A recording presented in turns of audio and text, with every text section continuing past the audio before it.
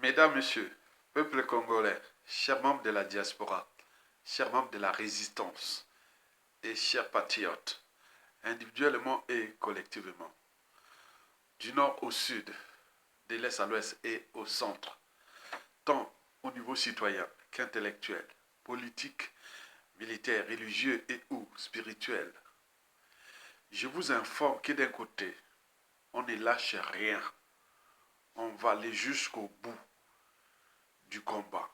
Parce qu'on n'est pas des sujets indigènes, esclaves et voire du bétail mais du Sassou-Nguesso.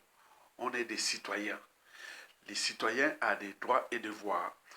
D'oser dire non, d'agir, se structurer et s'organiser et faire tomber le régime quel qu'il soit, puisque nous sommes chacun le pouvoir. C'est pour cela qu'on dit qu'on ne lâche rien. On va aller jusqu'au bout.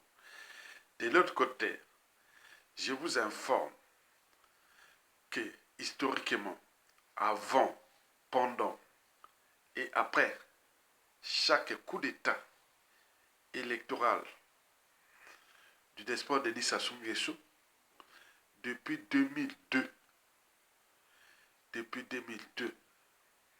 j'ai analysé pour vous, d'un point de vue intellectuel, citoyen, patriotique et existentiel, les 7 piliers des coups d'État à répétition de Denis Sassou Nguesso, les coups d'État électoraux à répétition de Sassou Nguesso.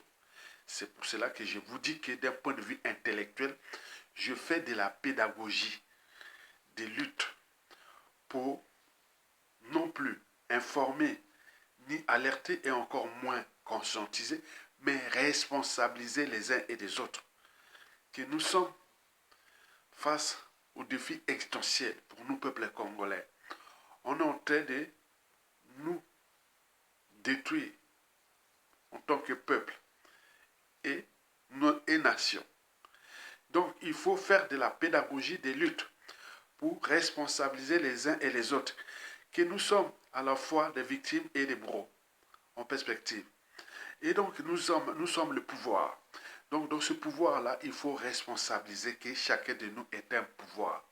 Et donc, vous devez l'exercer, ce pouvoir-là, jusqu'à faire tomber le plus grand despot criminel de tous les temps, que l'ordre néocolonial France-Afrique n'ait jamais produit à l'échelle continentale, qui aurait tué 2 présidents, le président Marin Gwabi et le président Alphonse Massamba Deba, assassiné les cardinaux Emi Biaïnda et décimé les cadres congolais civils, politiques et militaires depuis les années 1977 jusqu'à nos jours. Il continue à tuer, à déclasser en masse, à forcer en exil en masse, à emprisonner en masse et à tuer de manière ciblée et ou de masse.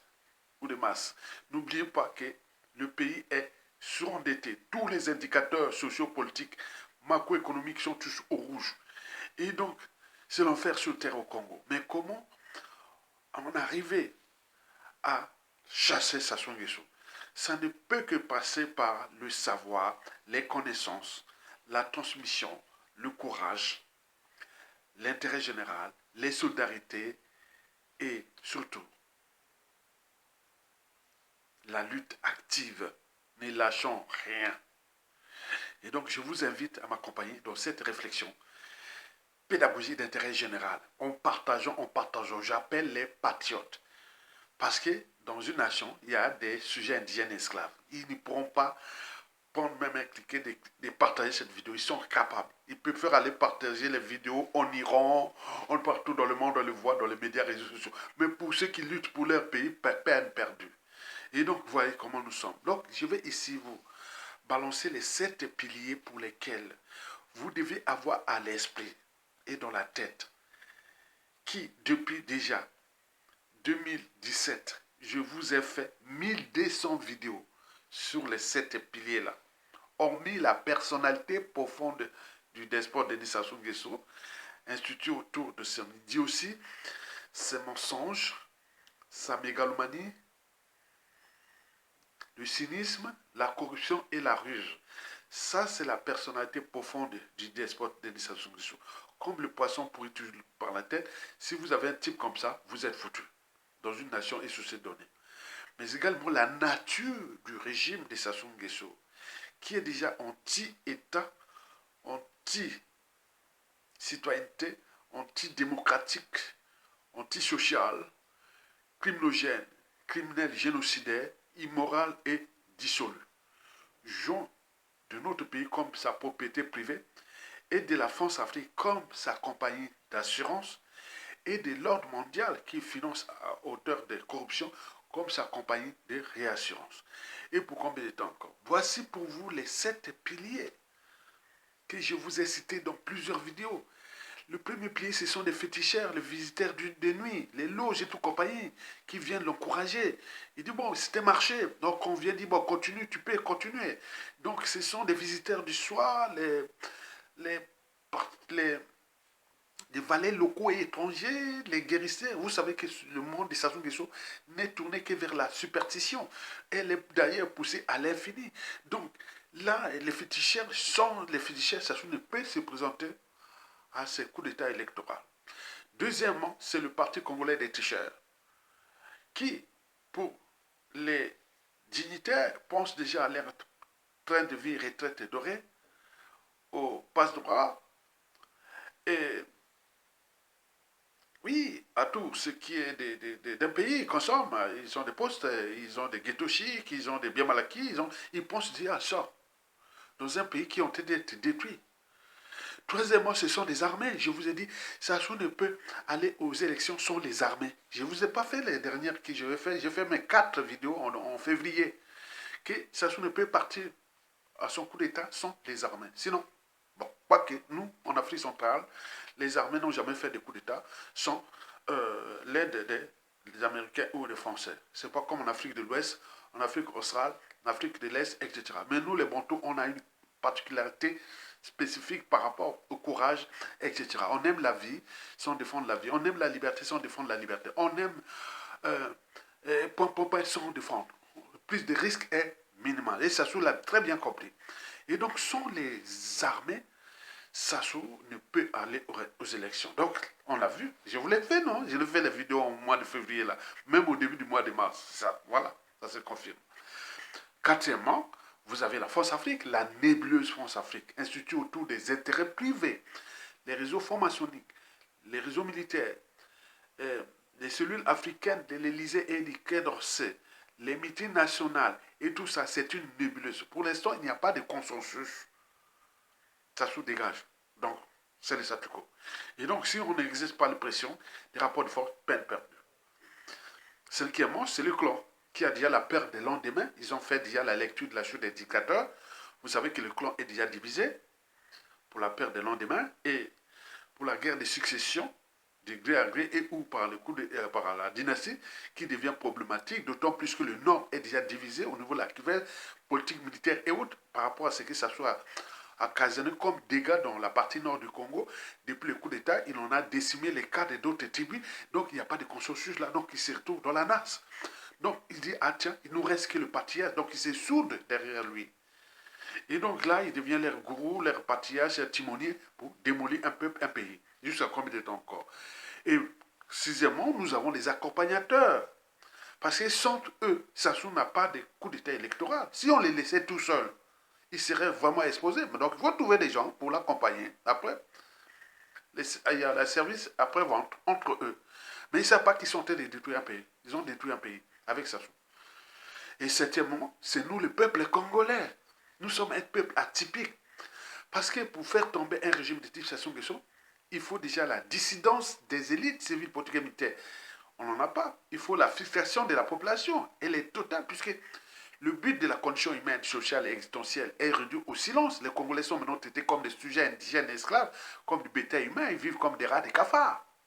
Bah, hier, on serait déjà, oui, on aurait déjà une mobilisation générale à travers les différents crises d'État. Il y a eu les crises d'État de 2015, on n'a pas été dans la rue. Ou un coup d'État, rien du tout. La crise d'État de 2016, terrorisme d'État dans le pôle, arrestation de Mokoko, etc. Rien. 2021, pareil. Assassinat de Guy Bipafekolela et toi, papa, rien. Là, 2026, on part dans la même. Donc, ce sont ces accompagnateurs-là qui fournissent l'énergie à Sassou Nguesso. Sans eux, il n'y a pas.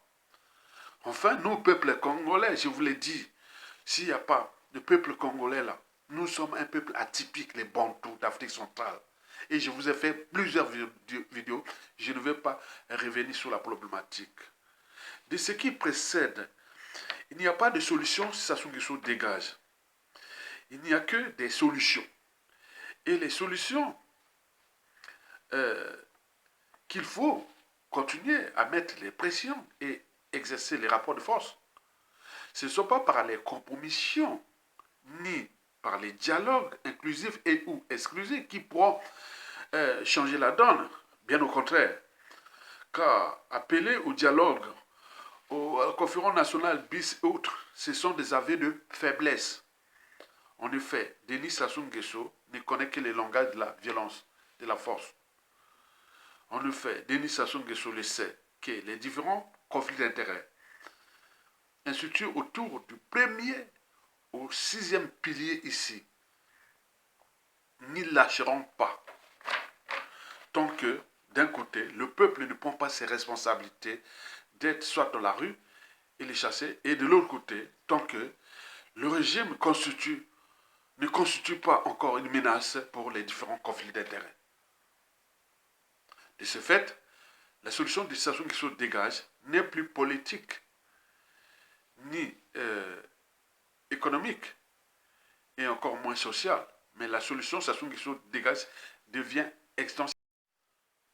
La solution Sassou Nguesso dégage devient existentielle. Je vous répète ça, que les solutions Sassou Nguesso dégage ne sont plus politiques. Sinon, ça se serait depuis 2002, avec les coups d'État électoraux. Ni économique, parce qu'il a démoli un pays.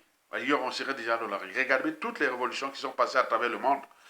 Et il y a eu des problèmes, soit politiques ou économiques. Et plus grave, sociaux. Là, rien du tout. Ça soit tout réduit. Nous sommes devenus des peuples les plus humiliés d'Afrique et même du monde. Mais là, on ne prend pas notre responsabilité. Donc la solution, Sassou Nguesso dégage, devient existentielle. Ben oui, le dictateur le sait qu'avec ces conflits d'intérêts, ils ne vont pas le lâcher, puisqu'il fournit par la corruption, par rapport au point, et en même temps que le gâteau, le magot s'effrite, voilà. Il va arriver à un moment donné, il n'y aura plus rien. Mais on aura tout perdu. Parce que ça soit tous bousculé, chamboulé. Le tissu politique, le tissu économique, le tissu social, le tissu culturel, des vies privées des uns et des autres, la famille, tout, il a tout chamboulé. Le Congo, c'est un bazar total que ça doit venir faire. Donc il a bien géré un comptoir colonial, il a foutu en l'air, et nous sommes là en train de pleurer par les émotions appartenant. Non, commencez à réfléchir, à allumer votre cerveau, à allumer vos neurones, pour qu'on cherche à se structurer, s'organiser, soit par la rue, la révolte, soit par un coup d'état militaire salutaire. Sinon, la faute n'a pas de chance. Sassou, nous resterons dans le statu quo, dans la prolongation du régime, jusqu'à ce que Dieu, comme on dit, ou la force des choses, c'est que n'est pas tout être vivant est mortel, il partira, mais il va nous laisser un pays de merde. Je vous dis sincèrement. Je n'y pensais pas moi. Mesdames, messieurs, peuple congolais, nous, dans les années Sassou Nguesso 1, quand j'étais à la fac, les années 80, mon Dieu, nous, c'était la RDC qui nous faisait pitié. On appelait ça les Zaïre. On voyait comment, oh, un pays riche, il était dans la merde. Nous, on s'inquiétait qui arrive chez nous. Mais non, là, c'est arrivé chez nous. On ne savait pas. Nous, dans les années 80, on se moquait des Zaïrois. Mais non, là, nous sommes devenus vraiment piqués. Voilà. Mais la faute à qui? La faute à ces 7 piliers précités. Le premier pilier, ce sont des féticheurs de Sassou. Le deuxième, le PCT. Le troisième, les armées. Quatrième, la France-Afrique. Cinquième, le clan au pouvoir. Sixième, les accompagnateurs qui fournissent l'énergie nécessaire à Sassou pour passer les élections. Et septième, nous peuple congolais, le laxisme, l'anthropologie bantou, qui, nous, on aime la vie sans défendre la vie. On aime la liberté sans défendre la liberté. On aime son d'honneur sans le défendre, etc. Regardez bien même ce qui se passe là. Bon, le coup d'État électoral de 2026 vient au mauvais moment qui est à la guerre au Moyen-Orient. Regardez bien, vous allez voir dans les médias réseaux sociaux des Congolais, toutes les vidéos qui partagent qui est des trucs de Moyen-Orient, Moyen-Orient. Non, dis bon, non. Pensez d'abord à nous-mêmes. Et ils se battent, ils sont vraiment entraînés, conditionnés, ils sont prédisposés à se battre. Regardez bien les Iraniens, ils partagent partout les vidéos. Mais nous, on est là. Les Congolais, vous voyez sur Facebook, Twitter, tous les médias réseaux sociaux, partagez une vidéo d'intérêt général qui éduque, vous verrez peu. Allez là-bas, après quand tu viens, pendant ce temps, ça soit en train de détruire là-bas. Et quand on va arriver, voilà. Les gens appellent à la libération des prisonniers politiques, au dialogue inclusif, à la transition réparatrice. Mais ça ne passera pas. Il faut d'abord les dégager par des pressions et rapports de force. La solution n'est pas la compromission, puisque Sassou se comporte comme un terroriste, comme un forcené, avec lequel les négociations, c'est du temps perdu. Quand vous avez un forcené qui a pris en otage des gens, les négociations, c'est du temps perdu. Donc ça passe par la violence. Sassou ne connaît que les langages de la violence. Or, cette violence ne peut qu'être apportée par le peuple ou les armées. Ce sont des piliers du peuple, d'une nation. Donc nous devons penser aux armées et au peuple. Mais si les armées et le peuple ne peuvent pas, bon, écoutez, il y a historiquement en Afrique centrale, il y a eu des coups de main extérieurs, il y aura des compromissions. Si les Américains viennent vous donner un coup de main, bon, après ils vont dire, bon, ben écoutez, on vous a donné un coup de main, on va implanter des bases américaines au Congo. Vous allez parler quoi? Où les Français disent, bon, ben, vous êtes incapables, peuple et vos armées, et voilà, donc on va faire ça. Qu'est-ce que vous allez encore dire? Rien du tout. Donc vous ne serez pas en position de force. Donc barrez-vous de l'appartenance et des émotions. Réfléchissons. Partageons ces vidéos-là parce que ça donne des idées à tout le monde pour réfléchir puisque nous sommes chacun un pouvoir. Au lieu de passer vos temps, quand je veux voir les gens qui passent le temps à expliquer, à balancer tout ce qui se passe au Moyen-Orient. Mais nous sommes en danger, le Congo.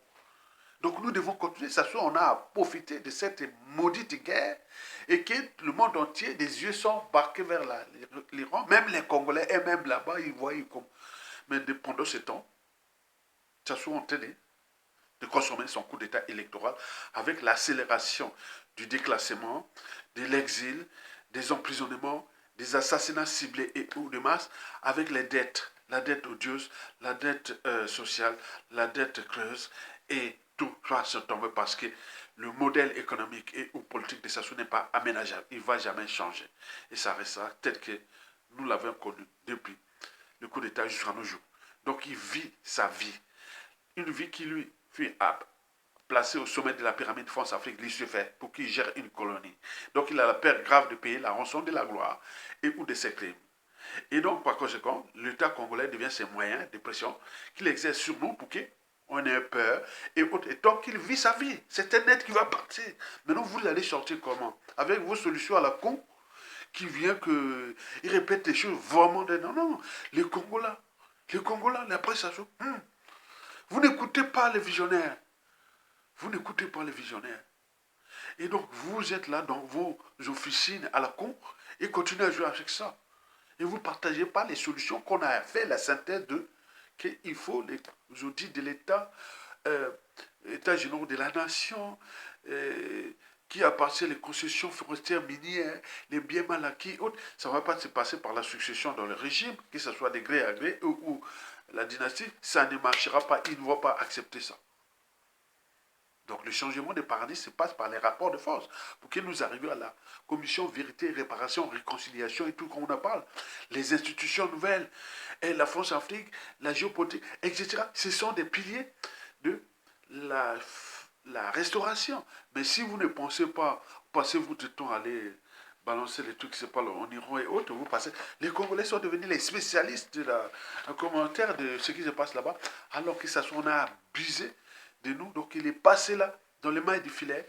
Mais ça ne va pas marcher.